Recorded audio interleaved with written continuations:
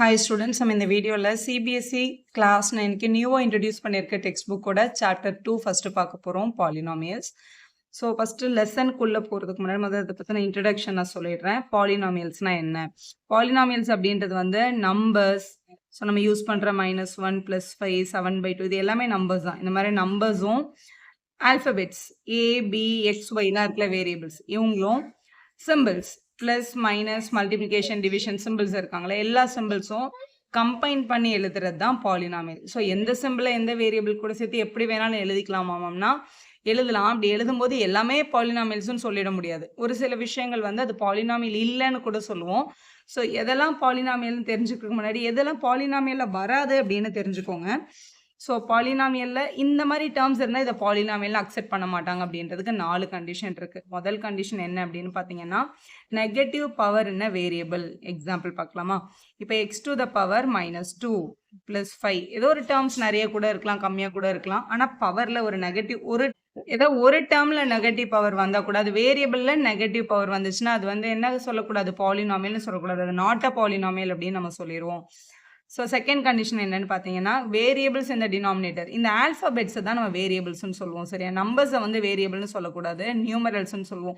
So variables வந்து டினாமினேட்டரில் வரக்கூடாது. எக்ஸாம்பிள் பார்த்தீங்க அப்படின்னா 1/x அப்படின்னு கொடுத்துருக்கிறது, 1/yன்னு கொடுக்குறது, மாதிரி 1/x². அது மாதிரி டினாமினேட்டரில் வேரியபிள் வந்தாலும் அதை நம்ம நாட் அ பாலினாமியல் தான் சொல்லுவோம். ஃப்ராக்ஷன் பவர்ஸ் இந்த வேரியபிள், அதாவது ஒரு வேரியபிளோட பவரில் ஃப்ராக்ஷன் இருக்கிறது, -2/3 +1/3 x to the power 7/2 இந்த மாதிரி ஃப்ராக்ஷன்ல பவர் இருந்தாலும் அது நாட் அ பாலினாமியல் தான். லாஸ்ட் ஒன் வந்து ரூட்டுக்குள்ள வேரியபிள், ரூட்டுக்குள்ள x இல்லை ரூட்டுக்குள்ள y இந்த மாதிரி வேரியபிள் வந்து ரூட்டுக்குள்ள வந்ததுனாலும் அதை நம்ம என்னன்னு சொல்லக்கூடாது? பாலினாமியல்னு சொல்லக்கூடாது, நாட் அ பாலினாமியல்னு சொல்லுவோம். இன்னொரு விஷயம் தெரிஞ்சுக்கோங்க, இப்போ √2xன்னு கொடுத்துருக்காங்கன்னு வச்சுக்கோங்களேன், இது வந்து பாலினாமியல் தான். ஏன்னா எக்ஸ் வந்து ரூட்டுக்கு வெளியே தான் இருக்கு. √2 இருக்கலாம், ஏன்னா 2 வந்து நம்பர் தானே, அது இருக்கலாம். வேரியபிள் தான் எதுக்குள்ள இருக்கக்கூடாது? ரூட்டுக்குள்ள இருக்கக்கூடாது. ஸோ இது வந்து நாட் அ பாலினாமியல் வராது. This can be accepted as a polynomial. இதை பாலினாமியல் அவங்க அக்செப்ட் பண்ணிப்பாங்க. ஏன்னா வேரியபிள் வந்து ரூட்டுக்குள்ள இல்லை, ரூட்டை விட்டு வெளியே இருக்கு. நம்பர் ரூட்டுக்குள்ள இருந்தால் அவங்க அக்செப்ட் பண்ணிப்பாங்க. ஸோ இதெல்லாம் நாட் அ பாலினாமியல். ஃபர்ஸ்ட் பேசிக் இதுதான். சரி, ஓகே. இந்த கண்டிஷன்ஸ்லாம் இருந்தால் அதை பாலினாமியல்னு அக்செப்ட் பண்ணிக்கிட்டாங்களா? அடுத்து வந்து நம்பர் ஆஃப் டேர்ம்ஸை கண்டுபிடிக்க சொல்லுவாங்க. இப்போ கேள்வி வந்து x² - x அப்படின்னு இருந்துச்சுன்னா இதில் எத்தனை டேர்ம் இருக்குன்னு கேட்டாங்கன்னா 2 டேர்ம் தான் இருக்குது. அதாவது ஒரு x² ஒரு -xம் ஜாயினாக இருக்குது அப்படின்னு சொல்லி இது எத்தனை டேர்ம்ஸ் இருக்குது? 2 டேர்ம்ஸ் இருக்குது அப்படின்னு சொல்லிடுவாங்க. இப்போது x + y அப்படின்னு இருக்குன்னு வச்சுக்கோங்களேன், இதில் எக்ஸ்ன்னு ஒரு டேர்ம் இருக்குது, ஒய்ன்னு ஒரு டேர்ம் இருக்குது. இதுலேயும் 2 டேர்ம் தான் இருக்குது அப்படின்னு நம்ம சொல்லணும். இப்போது xyன்னு இருக்குன்னு வச்சுக்கோங்க கொஸ்டினில், இது வந்து ஒரே ஒரு டேர்ம் தான், 1 டேர்ம் இது. ஏன் மேம் இதில் எக்ஸும் ஒய்யும் இருக்கு, ஆனால் இதில் ப்ளஸ்ஸோ மைனஸோ இல்லைல்ல. ப்ளஸ்ஸோ மைனஸோ வச்சு பிரிக்கும் போது தான் அதை நம்ம என்னன்னு சொல்லுவோம்? 2வது டேர்ம்னு சொல்லுவோம். இப்போ எக்ஸும் ஒய்யும் சேர்ந்து இருக்கிறதுனால ஸோ இதே பேட்டர்னில் இப்போ xy -5ன்னு இருந்ததுன்னா xyன்றது ஒரு டேர்ம், -5ன்றது அதர் டேர்ம். வேரியபிள் இல்லைனாலும் அது ஒரு டேர்மாக தான் கன்சிடர் பண்ணணும். அதை நம்ம கான்ஸ்டன்ட் அப்படின்னு சொல்லுவோம் வேரியபிள் இல்லாமல் வரும்போது. ஸோ இதில் எத்தனை டேர்ம் இருக்குன்னு கேட்டாங்கன்னா 2 டேர்ம் அப்படின்னு நம்ம சொல்லணும். இதான் நம்பர் ஆஃப் டேர்ம்ஸ். ஸோ இது மாதிரி டிகிரின்ற ஒரு விஷயம் இருக்குது. டிகிரி அப்படின்னா highest power of a variable என்ன பாலினாமியல். ஒரு பாலினாமியலில் இருக்க ஹையஸ்ட் பவரை தான் நம்ம டிகிரின்னு சொல்லுவோம். ஆனால் அது வேரியபிளோட பவராக இருக்கணும். இப்போ x² + x + 5 அப்படின்னு இருந்துச்சுன்னா இந்த வேரியபிளோட பவரை போய் பார்க்கணும். 1ம் 2ம் இருக்கா? அப்போ உங்களோட டிகிரி என்னன்னா 2 தான். ஸோ இதோட டிகிரி வந்து 2 அப்படின்னு சொல்லிடணும். இப்போ இந்த இடத்துல 5யோட பவரில் 5 கூட அவங்க கொடுத்துருக்கட்டுமே, ஆனால் இதில் வேரியபிளே இல்லை. வேரியபிள்னா ஆல்ஃபபெட்ஸ் இருக்கணும். இப்போ நம்பரோட பவரில் நம்பர் கொடுத்தாங்க அப்படின்னா அதை நம்ம டிகிரின்னு அக்செப்ட் பண்ணவே கூடாது. Variable very important. வேரியபிளோட பவரில் இருக்கிற ஹையஸ்ட் பவர் தான் நம்ம என்னன்னு சொல்லணும்? டிகிரி அப்படின்னு சொல்லணும். இது சிங்கிள் வேரியபிளுக்கு வந்து ரொம்ப ஈஸியாக இருக்கும். இப்போ இது வந்து x³ - 7x² + 16x + 100 to the power 7 அப்படி கூட கொடுத்துருக்காங்கன்னு வச்சுக்கோங்களேன். இதோட டிகிரி என்னன்னு கேட்டாங்கன்னா இதில் 100/7 கான்ஸ்டன்ட், வேரியபிள் கிடையாது. ரிமைனிங் இருக்கிற 3 பேரில் எக்ஸ் மட்டும் தான் இருக்குது, single variable. x⁴1 x⁴2 x⁴3 இதில் 3 தான் ஹையஸ்ட்டாக இருக்குது. அப்போ நம்ம என்னன்னு சொல்லணும்? இது வந்து டிகிரி 3 அப்படின்னு சொல்லணும். இது டிகிரி 3. சிங்கிள் வேரியபிள் வந்து ரொம்ப ஈஸி, டைரெக்டாக பார்த்து எழுதிடலாம். இதில் டபுள் வேரியபிள் வரும். இப்போ இது வந்து xy + 7 அப்படின்னு இருக்குது. இதோட டிகிரி என்ன அப்படின்னு நம்மளுக்கு கொஸ்டினில் கேட்டாங்க அப்படின்னா மொத்தம் எத்தனை டேர்ம் இருக்குது? 2 டேர்ம் இருக்குது. முதல் டேர்மோட பவர்ஸ் பார்த்தீங்கன்னா இதுக்கு ஒரு 1 இருக்குது, இதுக்கு ஒரு 1 இருக்குல்ல. அப்போ 1 + 1 டிகிரியை நம்ம 2ன்னு தான் எழுதணும், 1ன்னு எழுதக்கூடாது. இப்போ x² y + xy இதோட டிகிரி என்ன அப்படின்னு கொஸ்டினில் கேட்டாங்கன்னா இது ஒரு டேர்ம், இது ஒரு டேர்ம். இந்த டேர்மோட பவர் வந்து இந்த 2வும் இங்க ஒரு 1ம் இருக்கு. இங்க 1ம் இருக்கு. அப்ப 2 + 1 டிகிரிய 3ன்னு தான் நம்ம சொல்லணும். இப்போ உங்க டெக்ஸ்ட் புக்ல வந்து சிங்கிள் வேரியபிள் மட்டும் தான் மேக்ஸிமம் குடுத்துருக்காங்க. ஆனா தெரிஞ்சுக்கோங்க, அட்வான்ஸ் எழுத போற ஸ்டூடெண்ட்க்கு இது தேவைப்படும்.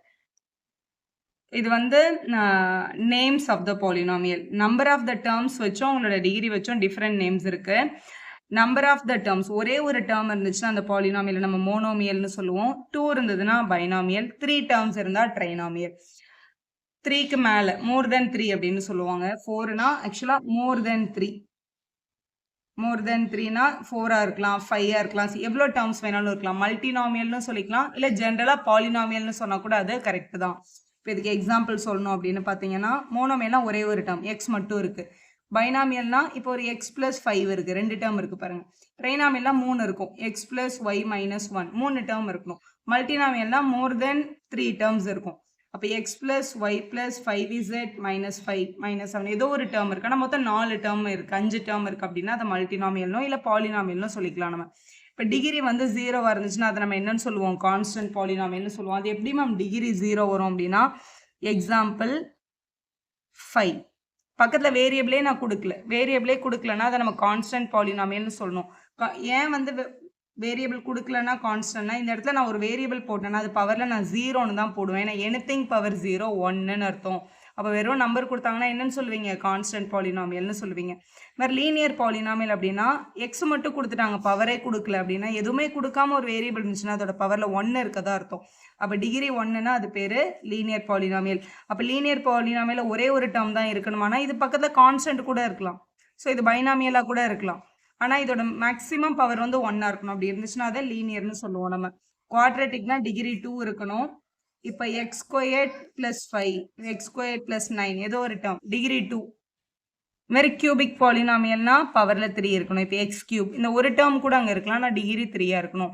பை குவாட்ரேட்டிக் அப்படின்னா டிகிரி வந்து 4ஆ இருக்கணும். X power 4 plus X power 3 minus 1 square இருக்கலாம், எது வேணாலும் இருக்கலாம். ஆனால் டிகிரி வந்து 4ஆ இருந்ததுன்னா அதை நம்ம பை குவாட்ரேட்டிக் பாலினாமியல்னு சொல்லுவோம்.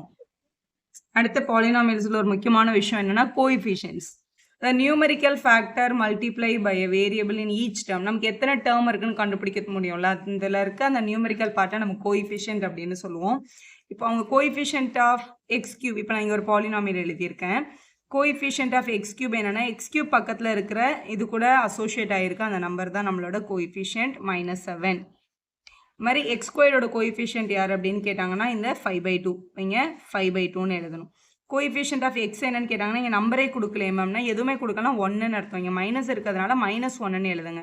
கான்ஸ்டன்ட் யார் அப்படின்னு கேட்டாங்கன்னா 3ன்னு எழுதுவோம். இது வந்து நியூமெரிக்கல் ஃபேக்டர் மட்டும் இருந்துச்சுன்னா அதை நியூமெரிக்கல் கோஎஃபிஷியன்ட் அப்படின்னு சொல்லுவாங்க. இன்னொரு விஷயமும் தெரிஞ்சு வச்சுக்கோங்க, ஒரு ஹிண்ட் மாதிரி. இப்போ வந்து 2xy அப்படின்னு இருக்குன்னா ஒய்யோட கோஎஃபிஷியன்ட் இங்கே யாருன்னா இந்த 2ம் எக்ஸும் 2x அப்படின்னு நம்ம எழுதுவோம். அது மாதிரி இப்போ வந்து எக்ஸோட கோஎஃபிஷியன்ட் இங்கே யாருன்னு கேட்டால் நம்ம 2y அப்படின்னு நம்ம சொல்லுவோம். ஸோ பேசிக்காக பாலினாமியல் இப்படி வந்ததுன்னா இப்படி தான் நம்ம கோஎஃபிஷியன்ட்டை கண்டுபிடிக்கணும். எக்ஸசைஸ் கொஸ்டின் அடுத்த வீடியோவில் பார்க்கலாம். வீடியோ யூஸ்ஃபுல்லாக இருந்தால் ஒரு லைக் போடுவோம், ஃப்ரெண்ட்ஸ்க்கும் ஷேர் பண்ணுங்கள். Subscriber channel for more videos. Thank you for வாட்சிங்.